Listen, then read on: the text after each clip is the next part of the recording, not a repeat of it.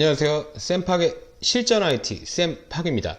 지난 3-1회차에서는 전산쟁이에게 있어서 예산이 왜 중요하고 효과적인 예산 편성에 대한 전체적인 큰 그림을 이야기했다면, 금번 3-2회차에서는 실제 제가 현업에서 사용하고 있는 문서를 예제로 들어서 예산 작성에 대한 이해도를 확 높이는데 중점을 두어서 이야기를 해볼까 합니다.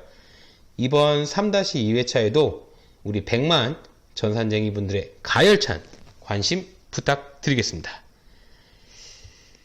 그러면 실제 제가 사용하는 문서를 좀 발췌를 해서 설명을 좀 드려보겠습니다. 첫 번째로는 이제 IT OPEX 관련한 부분들을 먼저 말씀을 드리려고 하는데, OPEX라는 부분들은 이제 오퍼레이션에 들어가는 비용들, 기본적으로 회선 비용이라든지 내지는 유지보수 비용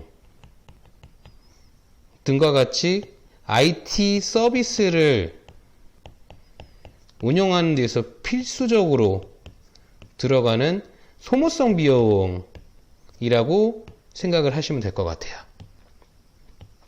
그럼 항목들은 어떤 것들이 있냐? 회사마다 조금씩 다를 수도 있고 공통적으로 묶이는 부분도 있을 것 같은데, 크게는 일단 인프라, 시스템 관련해서 두 가지로 맥을 나눠서 좀 봤고요.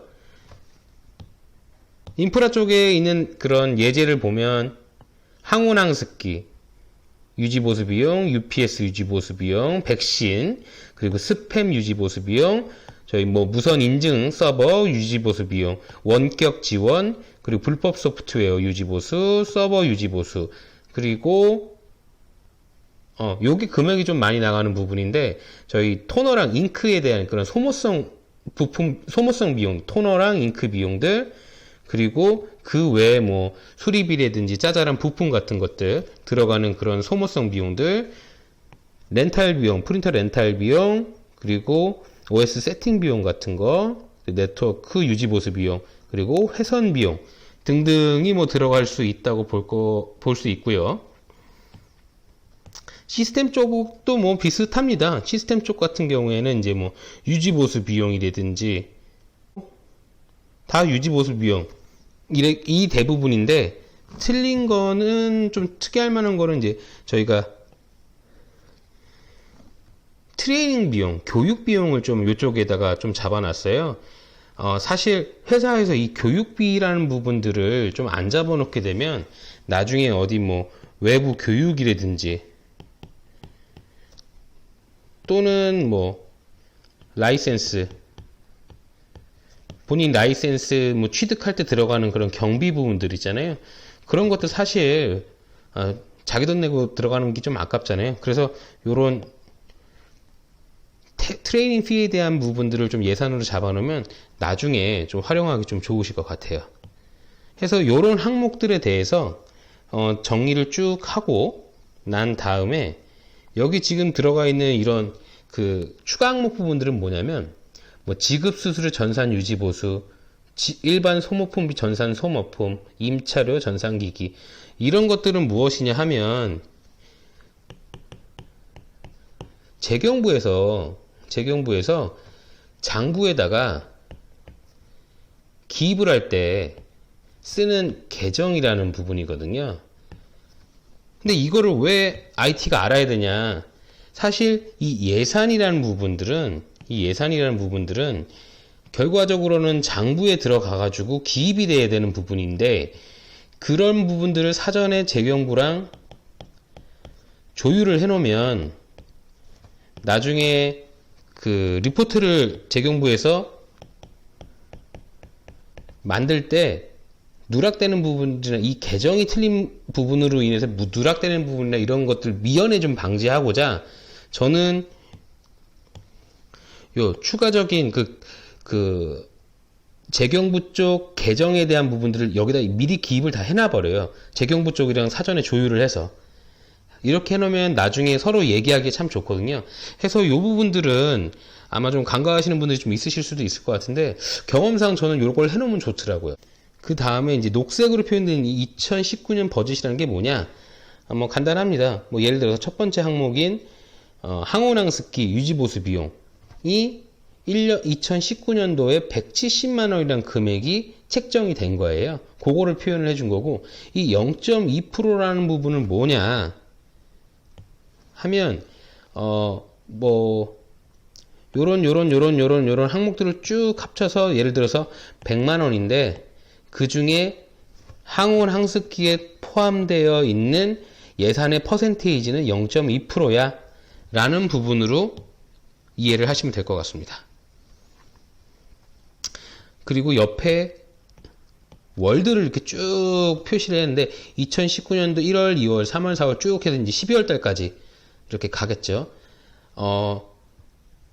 이 재경부에서는 보통 월 단위까지는 아니고 분기나 반기 기준으로 해가지고 우리가 생각해놓던 예산에 대해서 지금 흐름이 어떻게 가고 있는지, 월별로 나간 금액이 얼마인지들을 좀 체크를 해야 되는데, 그 부분들을 아예 엑셀 표기에다가 다 넣어준 부분이라 보시면 될 것 같습니다.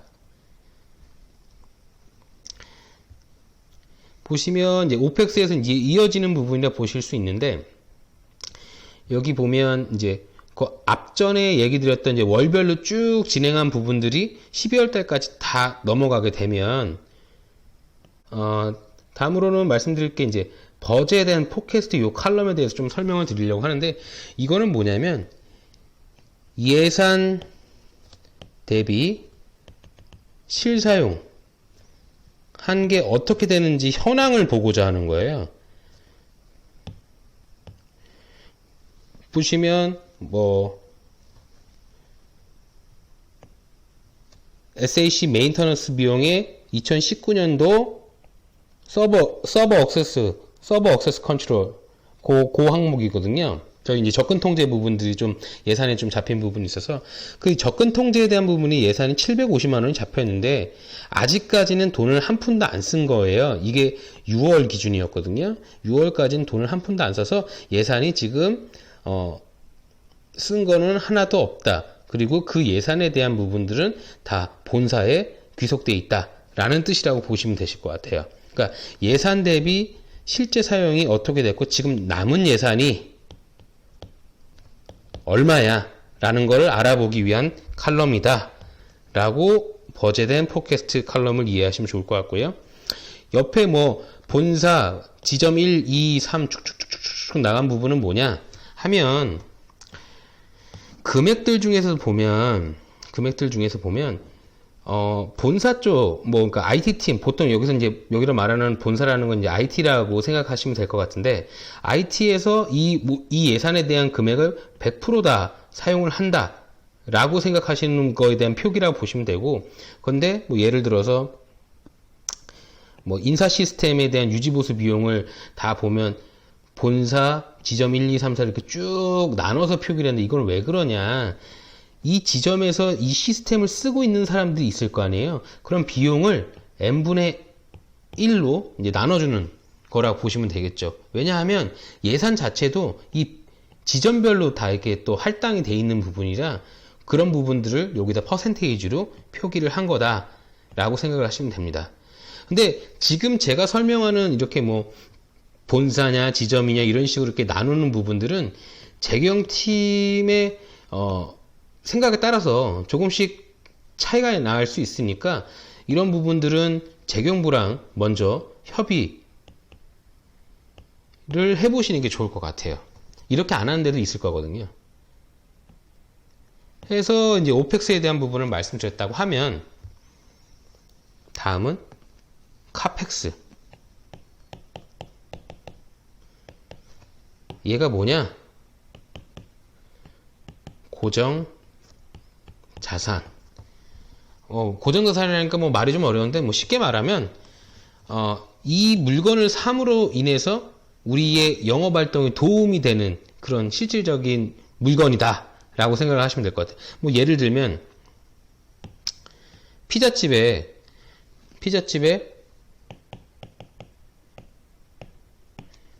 배달을 해야 되는데 배달을 하기 위해서는 오토바이가 필요할 거잖아요. 이 오토바이를 구매하는 데는 당연히 돈이 들어가겠죠. 바로 이 오토바이 같은 아이가 고정자산의 하나의 예제라고 보시면 될 것 같아요. 오토바이를 통해서 배달을 하게 되고 배달을 해야지 매출이 올라갈 거 아니에요. 실질적인 영업활동에 도움이 되는 자산, 그게 바로 고정자산, 즉 카펙스라는 부분으로 이해를 하시면 되고, 2019년도에 IT 쪽에서 사용하는 그런 고정자산이 어떤 거가 있고 어떤 것들이 있고 금액이 얼마며 언제 쓰겠다라는 거에 대한 시트라고 생각을 하시면 될 것 같습니다. 보시면 그러면 고정자산 항목에는 어떤 거가 들어가 있는지 한번 살펴보면, 저희 같은 경우에는 이제 그 본사에 그 사무실 좀 확장 부분이 있어서 사무실 확장, 그리고 이제 내부 리노베이션이 좀 있었어요. 그 리노베이션에 대한 그런 예산, 그리고 뭐 지점 확장, 그리고 저희 뭐 녹취 시스템 업그레이드, VPN 업그레이드, DB 암호화 업그레이드, 그 시스템 그 접근 제어, 그리고 뭐 문서 중앙화, 그리고 뭐 그 지점단에 있는 서버룸 환경 개선, AD, 그리고 서버 분리, 그리고 APT, DLP, 그리고 이제 홍콩 쪽이랑 저희 이제 그 리전단이랑 같이 작업하는 뭐 글로벌 IT 프로젝트부터 해서 쭈루루루루 이렇게 항목들이 있고, 이 중에서 아마 제일 많이 좀 사용하시게 되는 부분들은 지금 제가 이렇게 하이라이트 치는 요 부분일 것 같아요. 서버랑 네트워크 디바이스, 그리고 PC랑 주변 기기들 구매하는 부분들, 그리고 신규 입사자 들어오면 그 컴퓨터 구매해 줘야 되잖아요. 요 부분이라고 보실 수 있을 것 같은데, 어느 회사는 이거는 거의 기본이잖아요. 근데 이 중에서 이제 저희가 꼭 항상 이제 넣는 부분이 뭐냐면 컨티전시. 이게 어떻게 될지 모르거든요. 생각보다 뭐 직원들이, 우리는 원래 뭐 예상하기로는 뭐 2019년도에 뭐 10명 정도 입사한다고 생각했는데 실제로는 뭐 30명이 들어왔어. 뭐 이렇게 되는 경우에는 뭐 극단적인 얘기긴 하지만, 그러면 이제 예산은,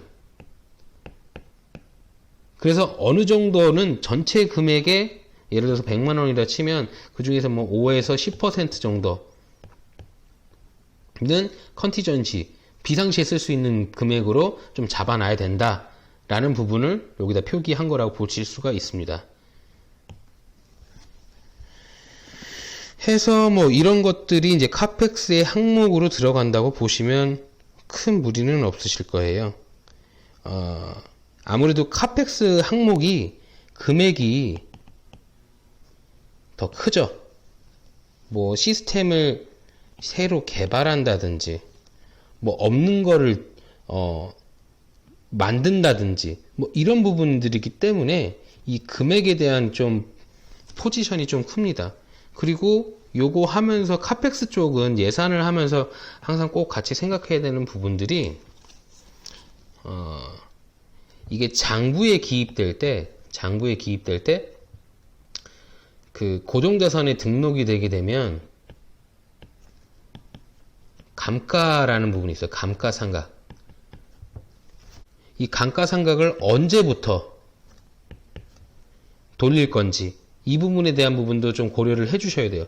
뭐 혹시 모르시는 분을 위해서 뭐 감가상각이라는 게 이제 뭔지 간단하게 얘기를 하자면, 물건이라는 게 예를 들어서 우리가 100만 원을 주고 PC를 하나를 샀어요.